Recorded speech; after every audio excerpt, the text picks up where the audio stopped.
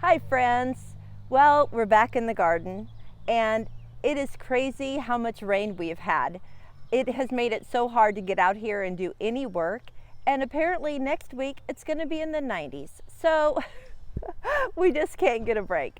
But I did get out and get some things done one day this week. I think it was Tuesday maybe, and a friend came over and assisted me in planting a few things.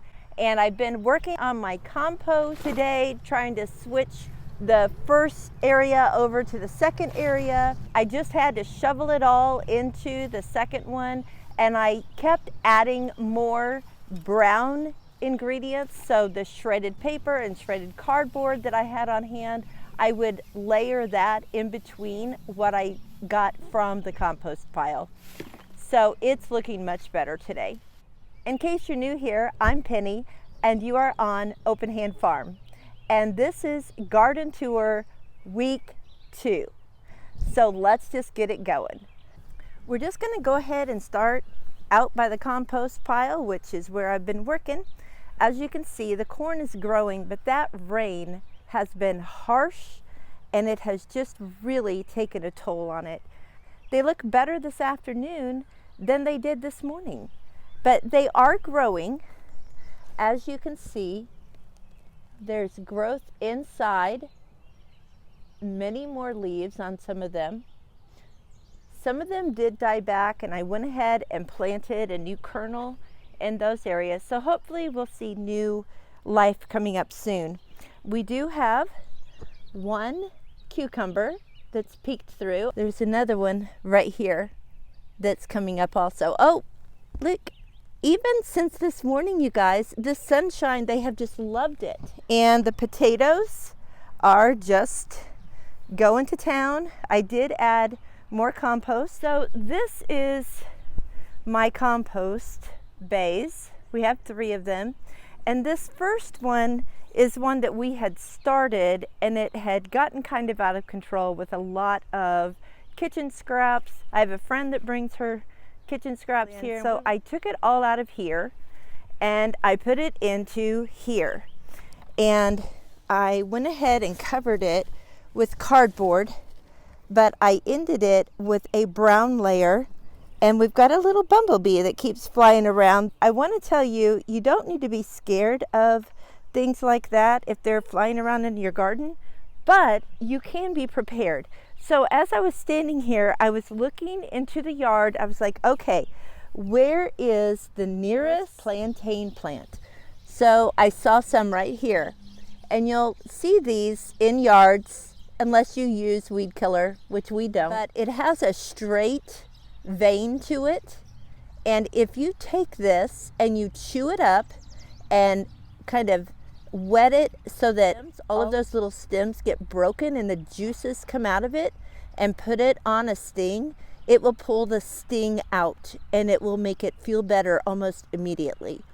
So when you're working outside, you should look around and know where your nearest medicine cabinet is. We did let the girls out some today. We put them in this electric fence area and they loved it.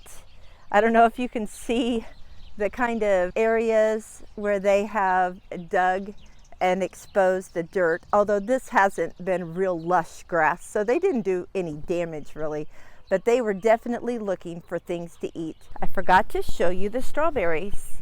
Last week they were just really tiny coming up out of this straw, and now you can see that there are blossoms on them, and those blossoms will of course turn into strawberries. I'm still going to plant beans. I'm going to plant black-eyed peas, so they'll just stay on this arbor until fall when they're dry.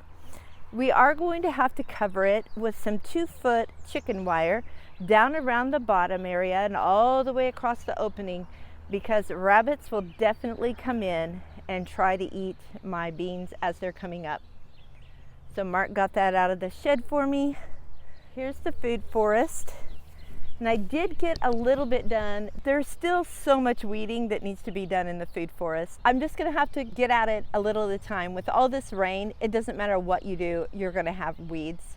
So in case you're curious why I call it a food forest, I have learned about how in the true forest, the trees and the plants and everything will drop their leaves and they will make a mulch of sorts on the ground, and that will compost and make a great soil. So in a food forest, things are planted willy-nilly. Like if you walk through the woods or whatever, you might see some berry bushes under some trees, you might see some flowers, you might see all kinds of stuff that it's not just row upon row of certain items. So that's why this is my food forest. And as I plant more and more, when I get a chance to, you'll see how I do that. But I will show you what I've gotten planted so far.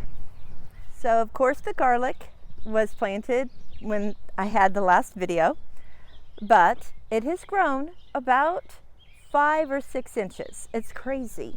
That rain has just really taken it to the next level. I planted kales, and they are in a row because some things you just need to be able to walk around and through. So in this big area out here, I did plant them in rows. And over here, because I needed something along the fence line, something low, I planted beets. I plant them in clumps of 3, and they are all the way down to the end of the fence. In a food forest, there's usually some sort of mulch on the ground. This is wood mulch, but when you plant a seed, you need to leave the mulch pulled back a little bit until the seed comes up so that you can see where you put them. So I planted some peas along here, and they have not come up yet, but with the heat coming up and the sunshine that'll be here the next few days, they'll probably be up soon. I think I showed you my comfrey plant last time. It is beautiful, and you guys, this plant is amazing, and it's so soft to touch. It is very healing and very good for the body. The blackberries have grown because of all the rain. I did also put some kale right under the trees and a nasturtium. They are beautiful flowers to have in the garden, and they like the cooler weather, so I planted it under a tree so that it will not get too hot. Now, I showed you before that I have mint in my garden. You guys, this is crazy. It has gone absolutely insane. I'm probably going to have to put some cardboard down over parts of it and mulch on top of it just to suppress it so that I can plant something else in here. The fruit trees have leafed out and they are beautiful. Oh, let's check on the fig trees and see how those buds are doing. They are definitely growing buds all up and down. I think once they get through that tough skin, and they'll just take off and it'll be great. I really need to do weeding all along this fence line, as you can see, but there'll be plenty of time for that. This spot here is where I usually plant my okra, and I have gone ahead and started soaking my okra as well as green beans and my black-eyed peas so that I can get them in the ground. And the green beans I will intermix, maybe even in some of this mint and under the blackberries, as well as probably along this row of garlic. So I'll just put them everywhere and they'll do great. This is where I usually plant my peppers. So I did get some parsley planted here because parsley and peppers grow really well together. And my yarrow and comfrey over here, you guys, this is crazy, but it's so beautiful. Like, I could just sit here and look at these things for so long because they're gorgeous. And the difference between the fragile fern of this plant next to the big soft leaf of this plant is just gorgeous. And the echinacea is coming along also. Our sages are actually going to bloom. You guys, I've never seen this before. but they have buds on them and they're going to bloom. I can't wait to see them. I showed you this snapdragon last week, and look at all of these little bitty snapdragons beside it. That's crazy. And this sage has just gone crazy, and look at all of the buds on it. They are so pretty. Calendula flowers coming up all through here, as well as planting some more parsley here with the asparagus. There's another nasturtium right there under one of the peach trees. This is what the food forest looks like right now. And I want to keep giving you these broad views so that you can see when it fills in, it can get kind of crazy. We're going to look in our squash area here. Hi girls, how you doing? I did get the blue Hubbard squash planted today. Now, I went ahead and planted my zucchini and yellow squash plants actually after I planted these blue Hubbards. But my goal was to get the blue Hubbards in the ground first so that they would bloom and be the trap crop for the squash vine borer. But my squash and zucchini plants are like 3 times bigger than these and already have blooms on them. So they're not looking too great, the yellow squash and zucchini. So I'm probably just going to destroy those plants and end up planting seeds in the ground so that by the time they grow up, these will be blooming and be the trap that I want them to be. So when I planted these, I just cut a hole in the fabric and dug out the dirt that was in there, and it was really fairly good dirt, and it had a lot of worms in it, but it also had a lot of grass roots in it. So if it was heavy with grass roots, I threw them aside, and then I filled in with the Zumanu.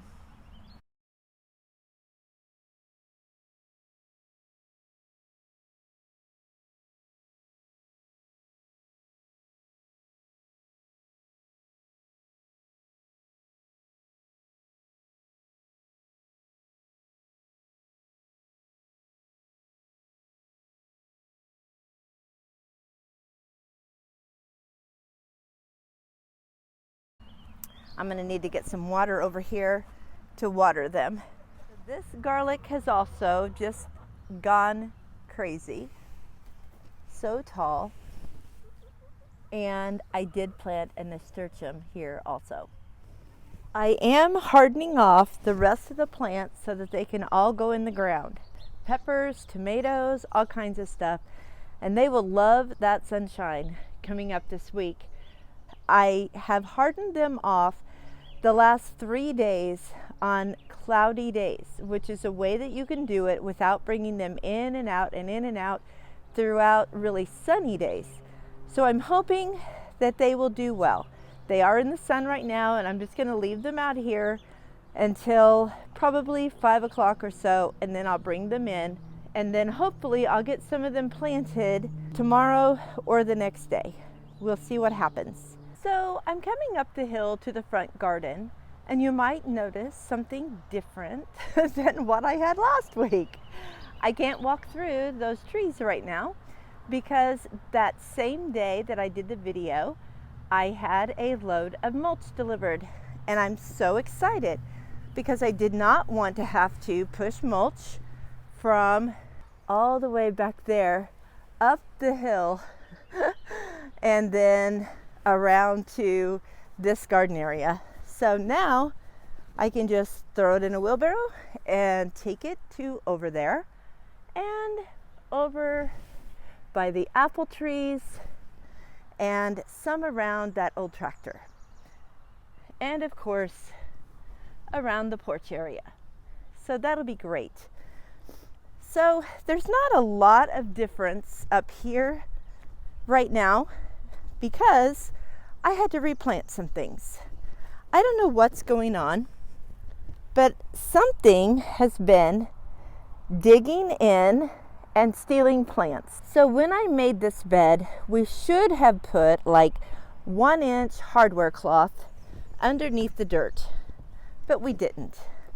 So I think some sort of little critter is digging in there. And this one, it has really been affected because it's also eating the roots. So then the plant looks like this. I just put some kale in here, which I had kale in here last year and it did great. So I'm hoping that whatever it is does not like kale and will be okay. I can put some more kale in there because I have some more. Now, so this bed is the one that was broken last week, and we went ahead and fixed the poles, and then we put a different type of fabric on it. This is a very fine screen fabric that the rain can go through, and it's really, really sturdy. It's like a polyester or something, I don't know, but it's nice. And so now I can also see what's in my bed, and I love that because see, we can't see what's in there through these row covers, but we can through here. And as you can see, that rain has done wonders for my arugula, which I have been picking and putting in salads, and my carrots. Like I said last time, I've never been able to grow carrots, and I am so excited. Look at this. They are really going to town.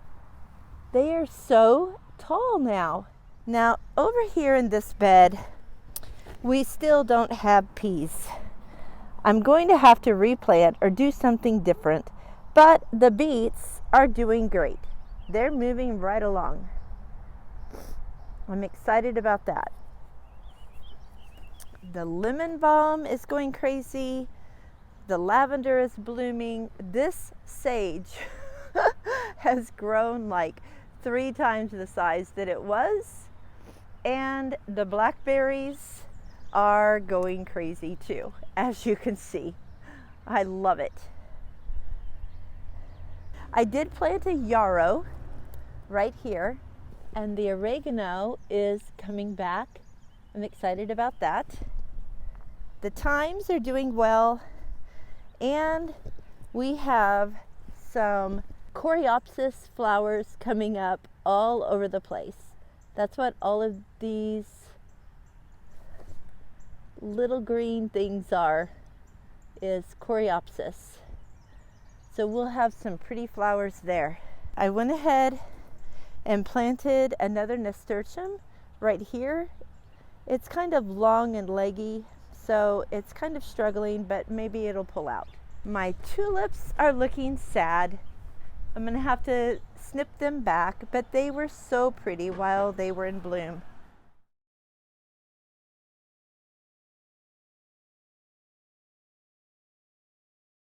Some of them are still pretty, but they're going fast. But that's okay because this coreopsis will fill in, as well as this one, and the calendula is getting bigger and bigger, and it'll be filling in also.